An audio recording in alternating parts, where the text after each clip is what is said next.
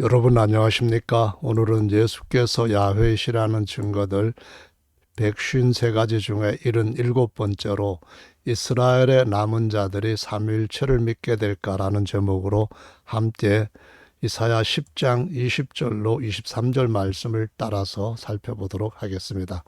그날에 이스라엘의 남은 자와 야곱 족속에 피난한 자들이 다시는 자기를 친자를 의뢰치 아니하고 이스라엘의 거룩하신 자 야훼를 진실이 의뢰하리니, 이 말씀에서 이스라엘을 친자는 아수르와 같은 열국들입니다. 그런데 하나님께서 그것을 몽둥이처럼 사용하셨기 때문에 다른 구절에서는 하나님께서 이스라엘을 치신 자로 똑같이 표현되고 있습니다.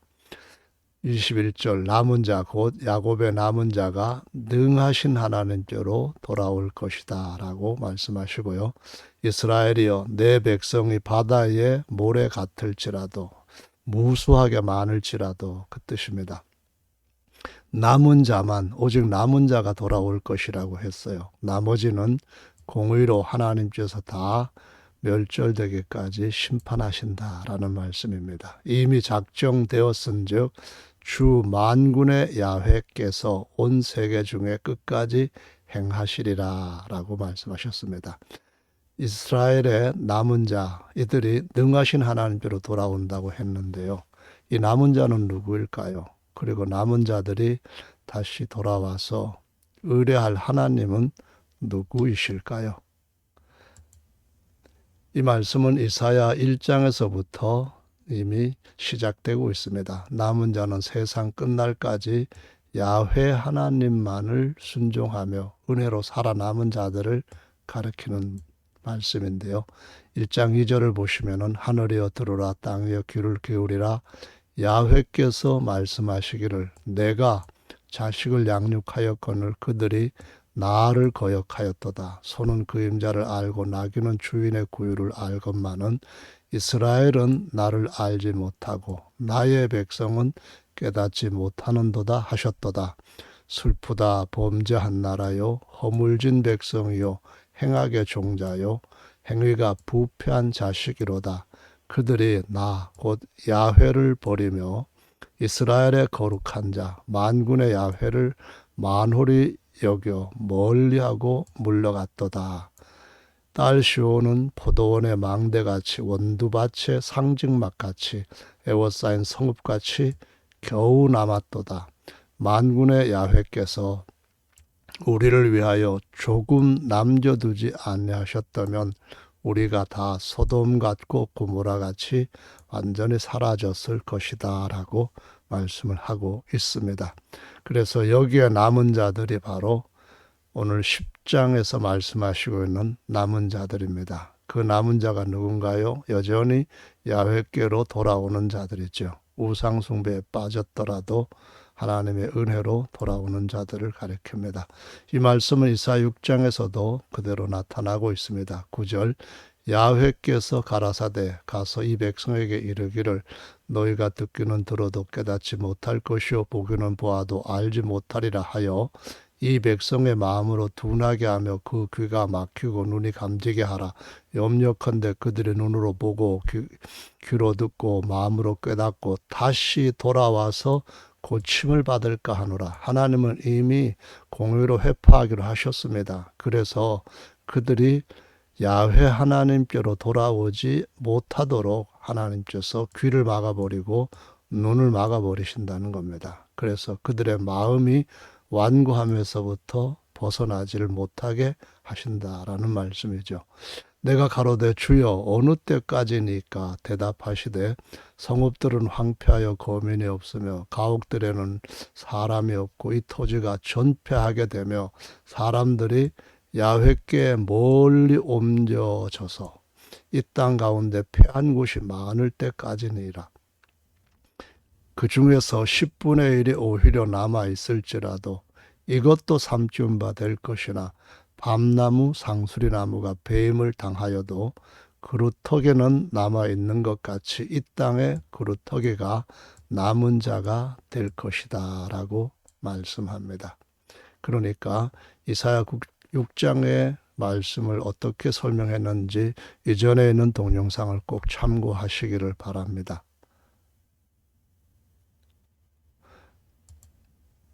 이사야 7장에도 이제 그 말씀이 같은 의미로 같은 맥락으로 이어지는 건데요.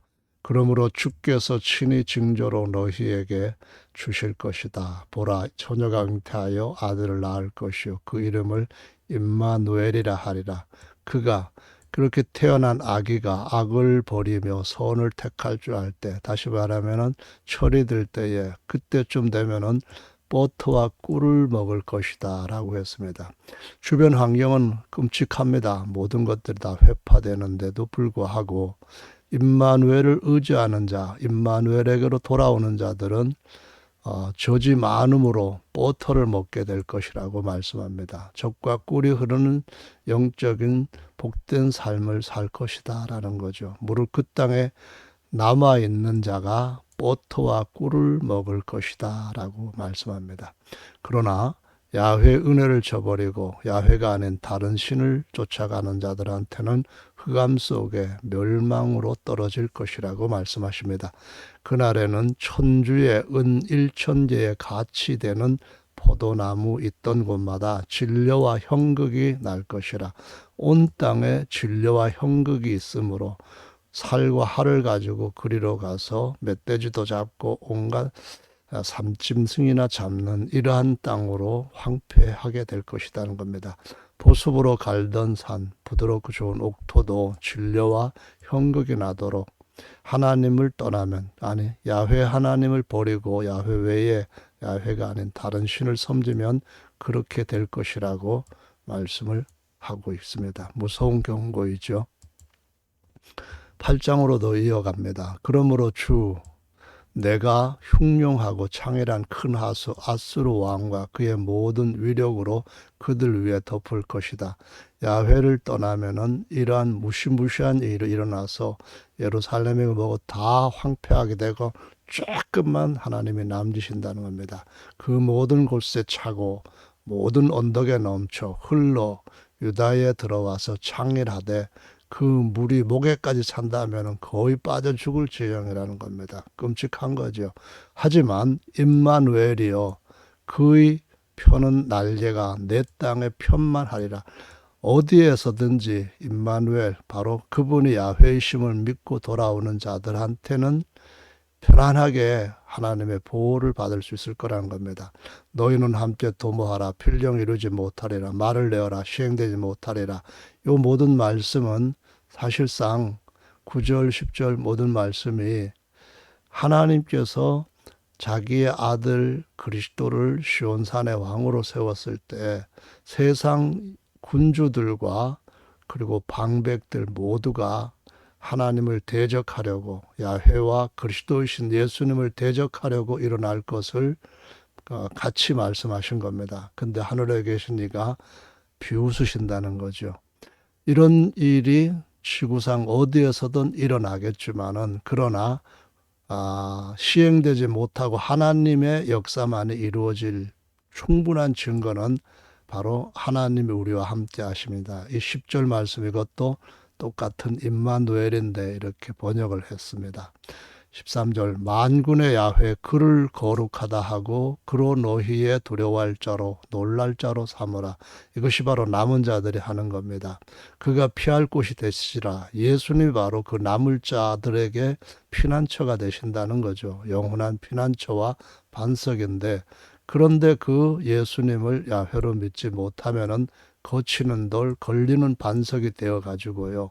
이스라엘 거민들, 예루살렘 거민들한테 함정도 되고 올무가 되고 많은 사람들이 그로 인하여서 거칠 것이고 넘어질 것이고 부러질 것이고 자빠질 것이고 잡힐 것이라고 경고하십니다. 그들이 아무리 둘러보아도 빛은 없고 흑암 가운데 떨어질 것이라고 말씀합니다.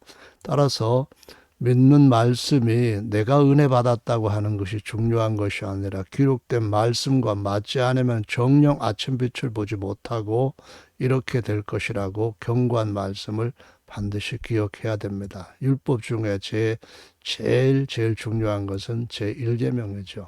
이사야 9장 6절도 역시 10장에 앞에 있는 배경으로 등장을 합니다. 이는 한 아기가 우리에게 낳고 한 아들을 우리에게 주신 바 되었는데 그 어깨는 정사를 메었고 또 그분의 호칭은 기묘자입니다. 그분의 이름은 모사입니다. 그분의 직함이라는 이름은 전능하신 하나님이시고 영존하시는 아버지입니다. 예수님에 대한 예언이거든요.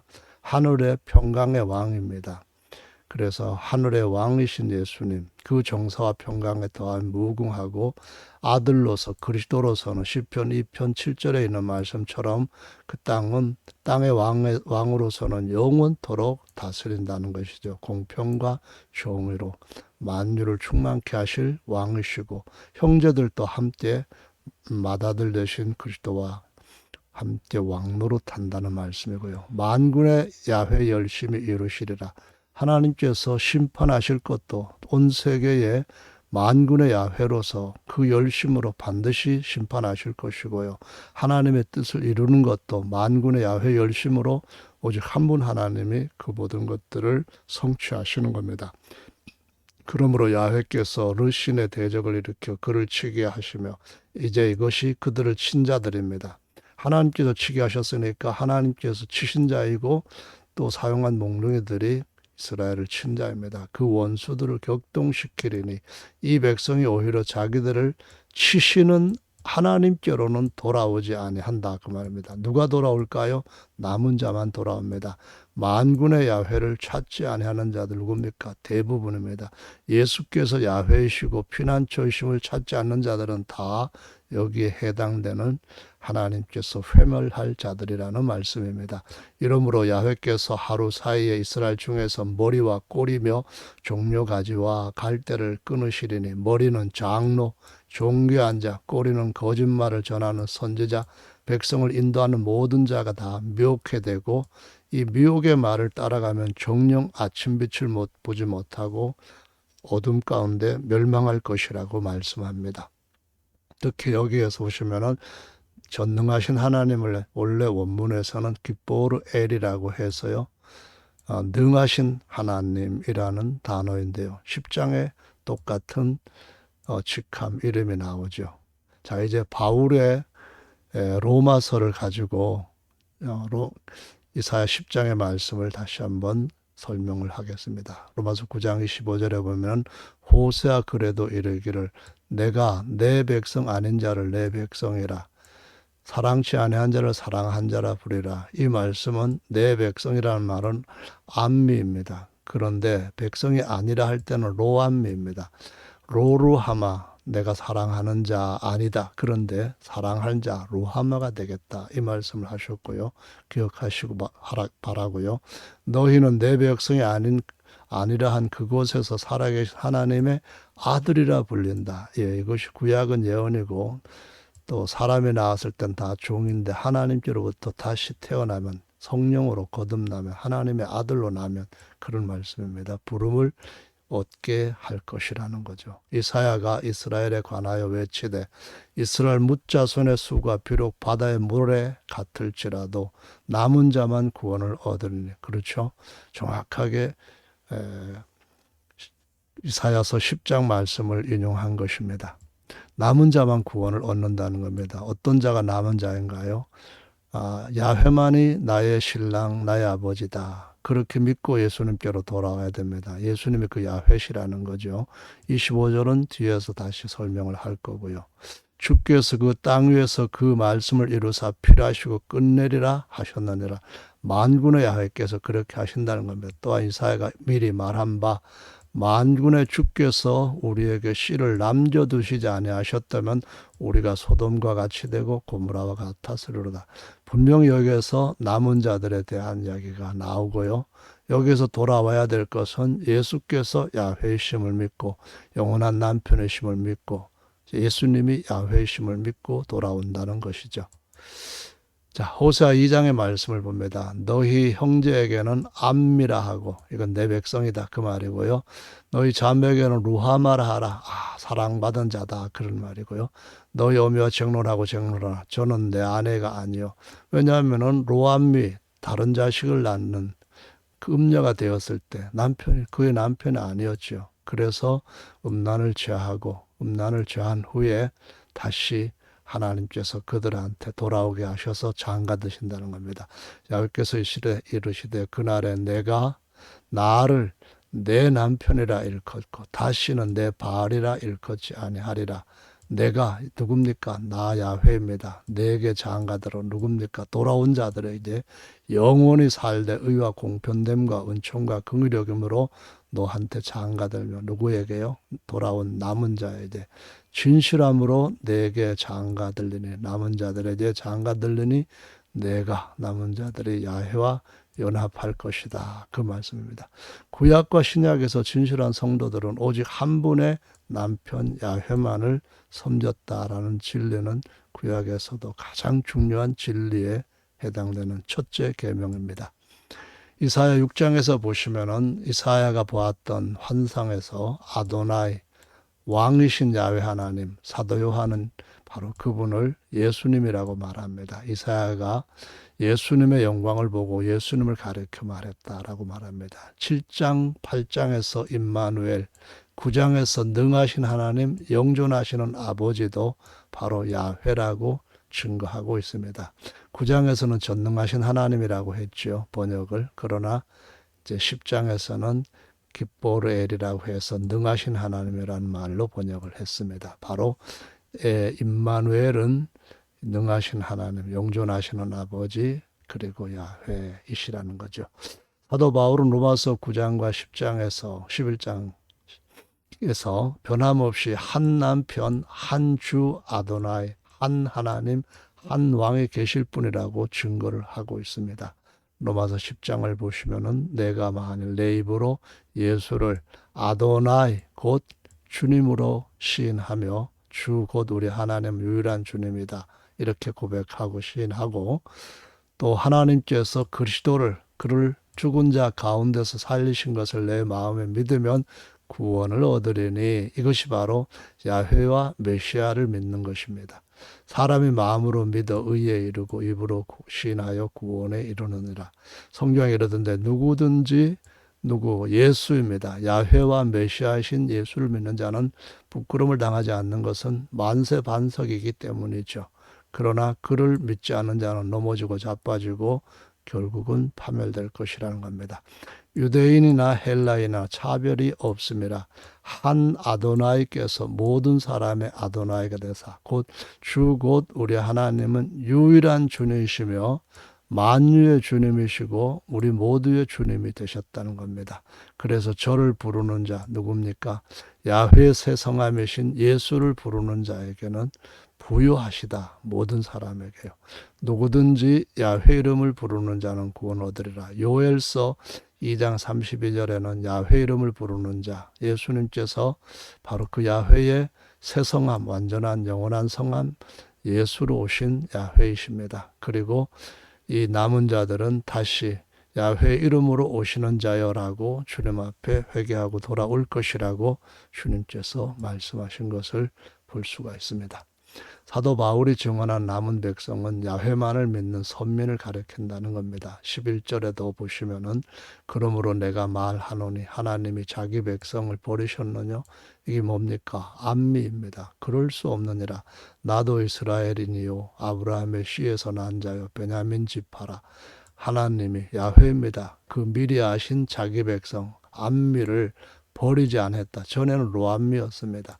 그러나 너희가 성경이 엘리야를 가르쳐 말한 것을 알지 못하느냐 이 말씀하시면서 저가 이스라엘을 하나님 누굽니까? 만군의 야훼입니다.